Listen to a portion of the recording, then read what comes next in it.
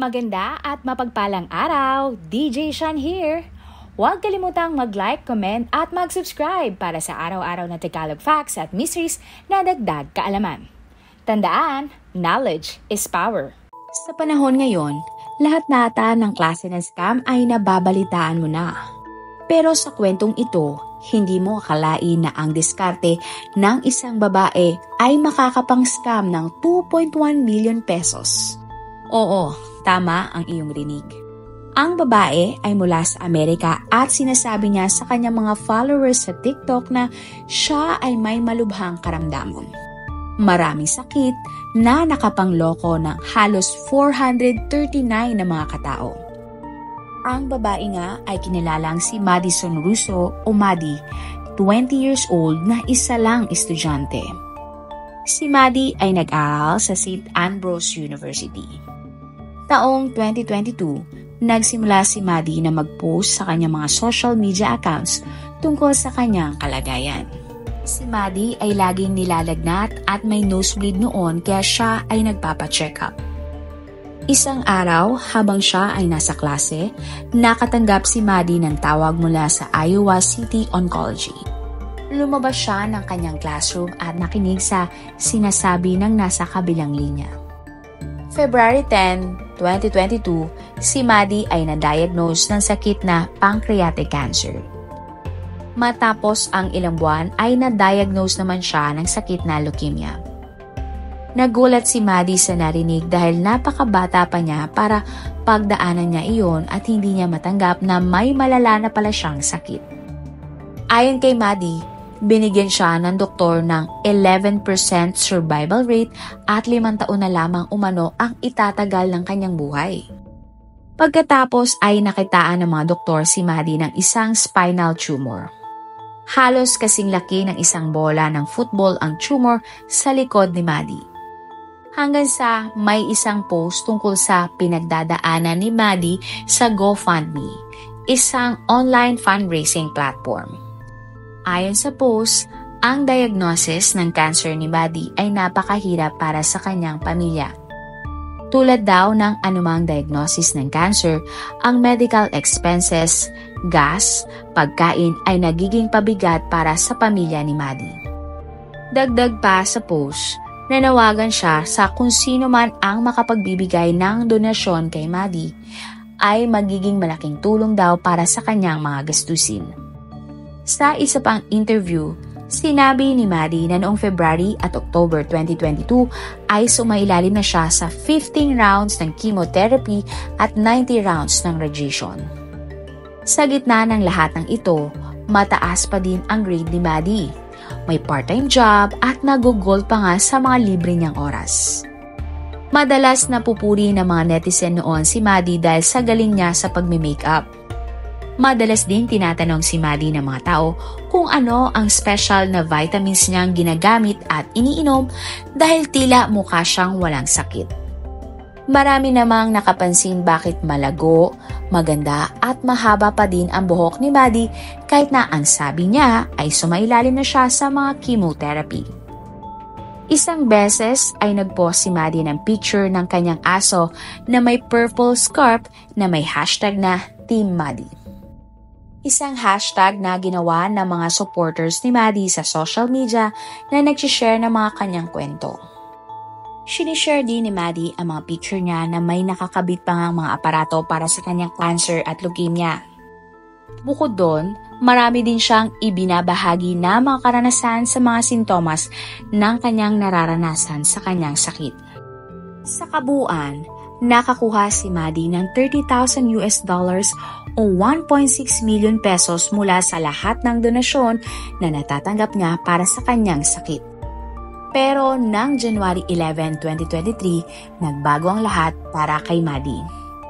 May mga ilang anonymous witness na may medical experience ang nagpunta sa mga pulis tungkol sa sakit umano ni Maddie. Subalit hindi na inilabas ang mga pangalan ng mga anonymous witness na ito sa media. Pero ayon sa mga witness, maraming mga medical discrepancy o pagkakamali na makikita sa mga picture o video ni Maddie na tungkol sa sakit niyang cancer. hanggang sa nalaman ng mga pulis na nagnanakaw lang si Maddie ng mga picture sa mga taong totoong may sakit na cancer. Pinopost pa nga ni Maddie ang mga picture na ito at sinasabi sa maraming tao na yun ang kanyang itsura. Nakakuha ng search warrant ang mga pulis sa bahay ni Maddie para mangalap ng mga ebidensya. Pagpunta nila sa bahay ni Maddie, nakita nila ang isang poste ng IV na may nakakabit ng feeding pump at isang wig. Nakakita din sila ng isang anti-nausea na gamot na nirereseta sa pangalan ng isang kamag-anak ni Maddie. May nakita din ang mga pulis na iba pang gamot, medical supplies, computer at isang bagong 2023 Kia na kotse. Sa kanilang investigasyon, nakuha nila ang totoong medical record ni Maddie. Ayon sa record, hindi kailanman na-diagnose si Maddie ng kahit anong klase ng cancer sa lahat ng ospital na sinasabi niyang siya ay naging pasyente. Matapos lumabas ang mga balita na ito, maraming lumutang na nakapansin na mali ang paraan paano nakasuot ang mga medical apparatus kay Maddie. May isang post kasi na nakasuot si Maddie ng isang feeding tube. Pero para sa isang netizen, mali ang pagkakakabit nito. Nalaman din sa investigasyon na si Maddie ay tumatanggap ng mga pribadong donasyon mula sa mga business owners, non-profit organization, at sa mga school at mga private citizens. Sa noong January 23, 2023, inaresto ng mga pulis si Maddie at kinasuhan ng theft by means of deception o pagnanakaw sa pamamagitan ng pangloloko. Nakapagpiyansa si Maddie sa halagang $10,000 o 559,000 pesos. Wala naman naging statement si Maddie tungkol sa kanyang kaso. Pero matapos ang kaso, inirefund ng GoFundMe sa lahat ng mga nag-donate kay Maddie ang pera na ibinigay nila bilang donasyon. Tinanggal na din ang post tungkol kay Maddie at permanente na siyang nakaban sa GoFundMe o hindi na kailanman ulit makakagamit si Maddie ng platform. Ayon sa GoFundMe management, hindi nila hahayaang magamit ng sinuman ang kanilang platform sa maling paraan at makikipagtulungan sila sa mga pulis para sa investigasyon. Ang isa naman sa mga nagbigay ng donasyon kay Maddie sa GoFundMe na may halagang $500 o 27,000 pesos ang nagulat kung bakit nakatanggap siya ng refund ng pera. Ayon sa lalaki na si Luis, akala niya ay namatay na si Maddie kaya ibinalik ang pera sa kanya.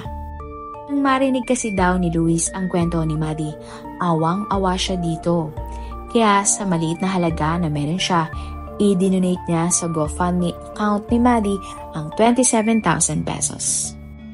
Ang isa naman na nag-donate kay Maddie ng $200 o 11,000 pesos ang nagpahayag ng pagkadismaya sa nangyari. Ayon sa kanya, nag-alinlangan na siya ngayon na tumulong sa iba pang tao dahil kay Maddie. Bukod dito, ibinalik din ni Maddie sa iba pang nag-donate sa kanya ang pera. Ito ay umabot ng $39,000 o 2.1 million pesos. Ayon sa balita ng January 25, 2023, unang nag-plead si Maddie ng not guilty laban sa kasong isinampa sa kanya. Ang trial ng June 15, 2023. Sa trial ng kaso, umamin si Maddie na guilty siya sa kasong theft. Ayon kay Maddie, nagawa niya ang krimen dahil gusto niya magkasundo at mabuo ang kanyang pamilya. Dagdag pa ni Maddie, hindi niya ginawa ang krimen para sa pera o dahil sa kasikatan. Humingi naman si Maddie ng sorry sa mga taong nag-donate at nagtiwala sa kanya. Alam daw niyang mali ang kanyang ginawa at labis naman siyang nagsisisi. Kung may magagawa lang daw siya para mabawi ang nangyari, ay kanya itong gagawin. October 20, 2023, hinatulan si Maddie ng korte ng suspindidong 10 taong pagkakakulong at 3 taong probisyon. Ibig sabihin, hindi makukulong si Maddie kahit na guilty siya sa kaso basta hindi na siya magkakaroon ng panibagong kaso at susundin niya ang anumang kondisyon na ipapataw ng korte. Sinabi ng korte na kailangan ni Maddie na sumailalim sa 100 hours ng community service. Ganon ang hatol dahil ayon sa judge, wala namang criminal record si Maddie. Nag-aaral siya na may mataas na marka at hindi naman siya banta sa kaligtasan ng komunidad. Ano ang opinion nyo sa kwentong ito? Sa ating bansa, lagi tayong mag-iingat sa mga nakikita nating post sa social media dahil naglipa na nga ang mga manloloko sa social media na kunwari ay may sakit ang isang bata o kanilang kapamilya at nanghihingi ng pera. Huwag basta-basta maniniwala. Minsan pa nga ay nanghihingi ng tulong sa daan at nagba-viral pa nga ang ilan. Huwag ka, nabiktima na rin ako ng ganitong modus. At kakilala ko pa at ka-Facebook friend ang taong ito. At sinabi ng kakilala ko na nahack daw ang kanyang account. Pero ang pinagtataka ko, nagamit ng hacker ang totoong pangalan ng Facebook account ng aking kakilala. Kaya nagtaka ko noon kung totoo bang nahack ang account niya o gawa-gawa niya lang niya. Kaya simula noon, hindi na ako basta-basta nagbibigay ng tulong sa Facebook o sa kung sino man hanggat hindi ko nakakausap ng personal ang isang tao. Kahit anong transaksyon ang gawin sa online, laging mag-ingat sa pagbibigay ng tulong, business transaction, pagbili online dahil lalo na ngayon, mas lalo na silang gumaling sa kanilang pangloloko. Laging mag-ingat at huwag basta-basta magtitiwala.